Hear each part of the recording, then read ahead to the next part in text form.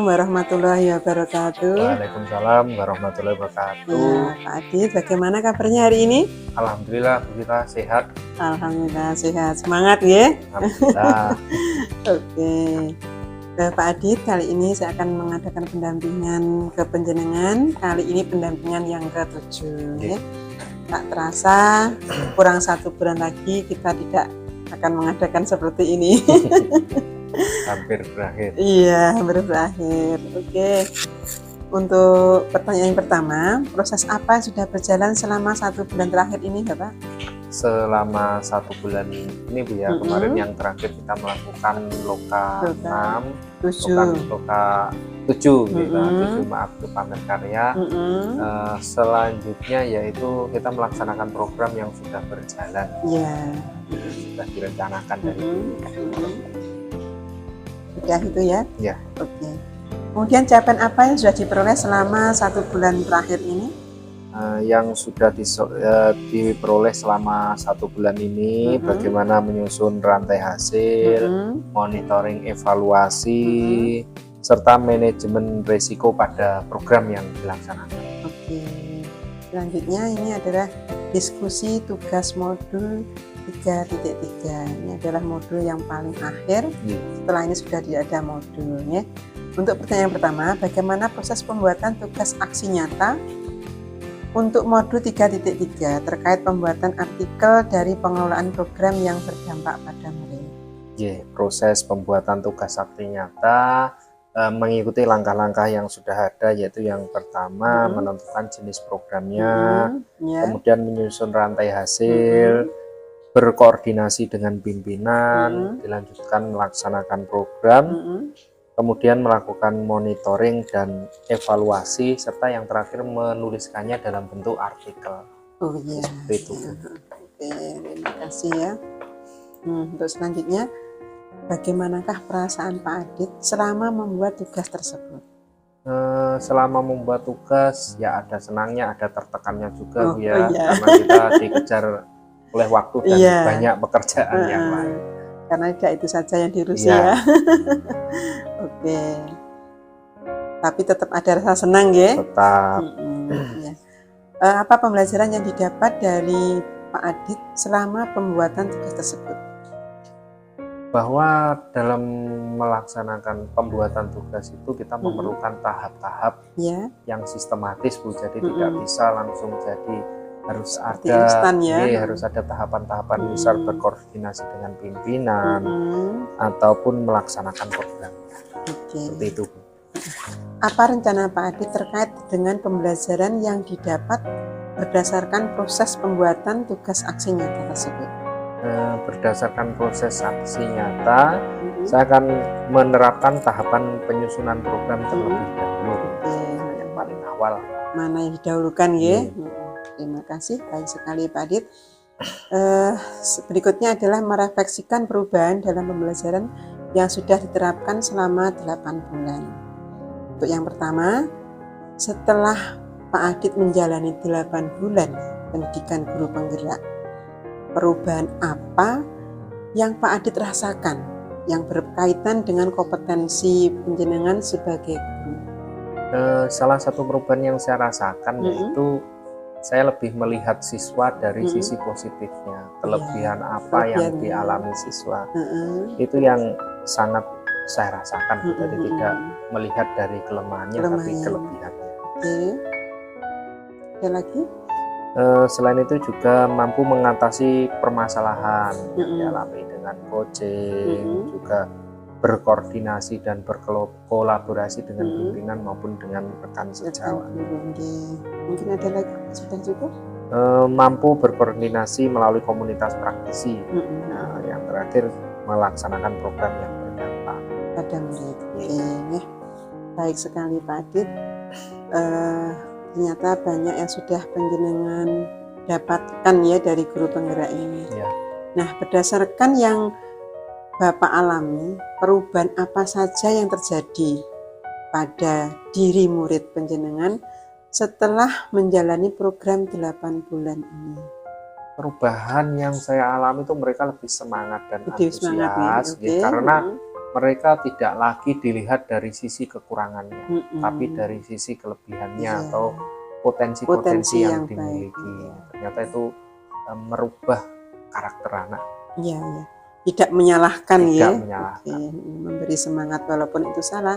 Sebagai guru tidak boleh menyalahkan. Itu yang menjadi motivasi anak, ya. Oke, baik sekali. Apa saja hal yang membuat perjalanan 8 bulan ini cukup memuaskan?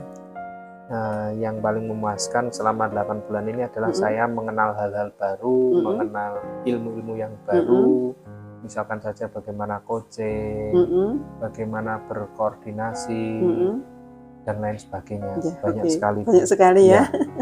Ternyata banyak ilmunya di sini, ya.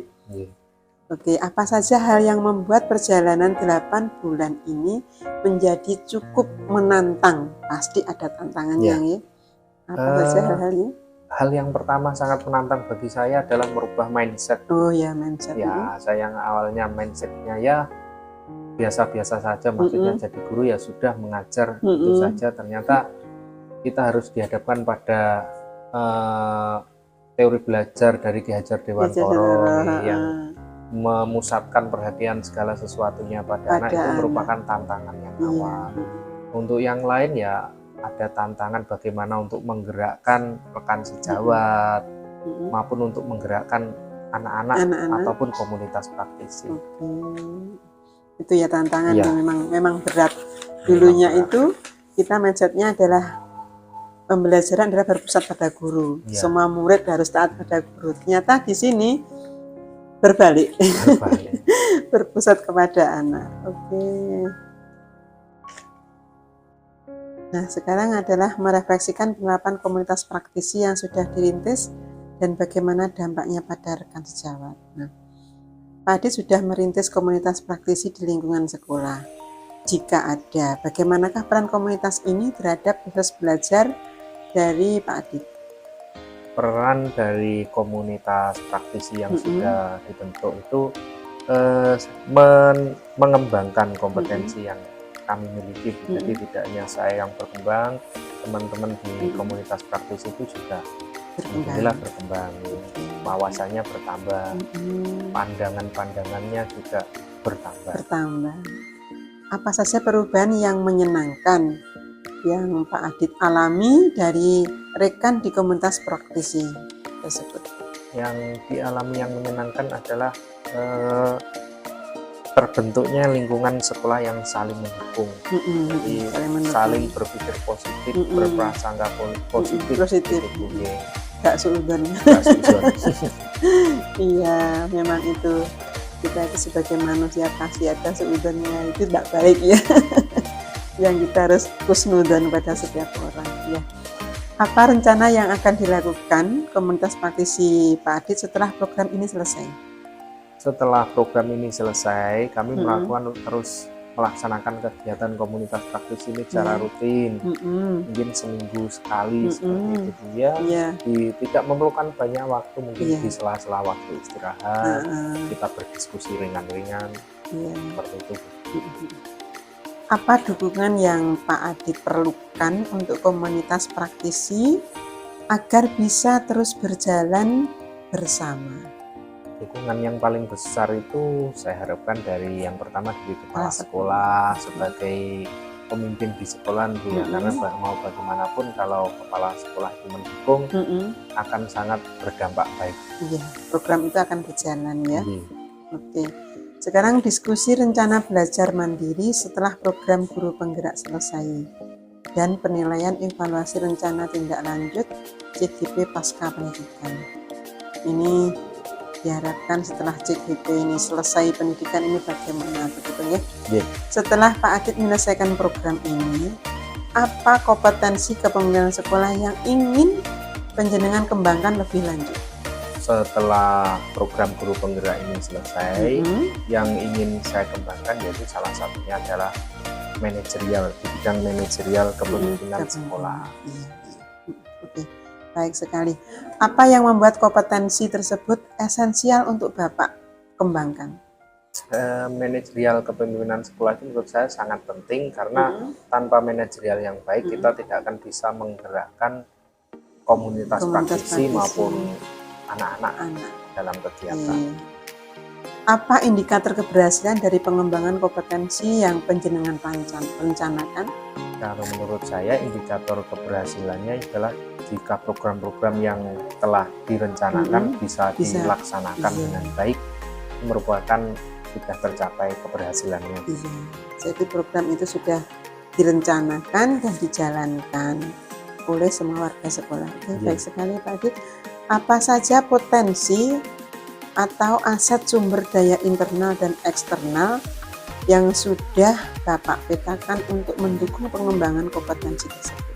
Jadi yang sudah dipetakan yaitu berupa aset fisik dari sekolah maupun hubungan sekolah dengan masyarakat. Iya, terima kasih. Termasuk ini adalah potensi dari SDM ya, dari masyarakat ini. Apa kendala yang mungkin timbul ketika Bapak menjalankan rencana pengembangan kompetensi tersebut? Kendalanya pasti ada. Ya, kendalanya pasti ada Bu. Yang pertama salah satunya adalah warga sekolah yang kurang optimal dalam menjalankan program. Oke. Apa yang Pak Adit akan lakukan untuk mengatasi kendala yang mungkin muncul? Jadi karena tadi ada warga, mungkin ditemukan warga sekolah yang kurang optimal dalam melaksanakan program, cara mengatasinya yaitu kita melakukan pendekatan secara intensif maupun ke keluarga. Tak lah musuh-musuh. Kita harus tetap pakai keluargaan ya. Apa saja strategi Pak Adit untuk mengembangkan kompetensi tersebut?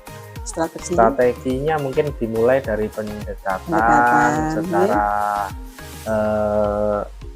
internal dan juga kekeluargaan, mulai dari berbincang-bincang ringan sampai mengobrol hal-hal yang menyangkut keluarga. Iya. Jadi intinya tetap pendekatan secara internal dan kekeluargaan. Karena komunikasi merupakan hal yang penting. Iya, tak terasa Pak Adit, ini sudah selesai. Terima kasih atas perhatiannya. Mohon maaf atas kesalahan apabila saya mengadakan pertanyaan ini tadi ada yang berkenan di hati panjenengan. Insya Allah tidak ada. Dan selamat berjumpa lagi nanti di Loka ke-8. Terima kasih. Saya akhiri. Wassalamualaikum warahmatullahi wabarakatuh. Waalaikumsalam warahmatullahi wabarakatuh.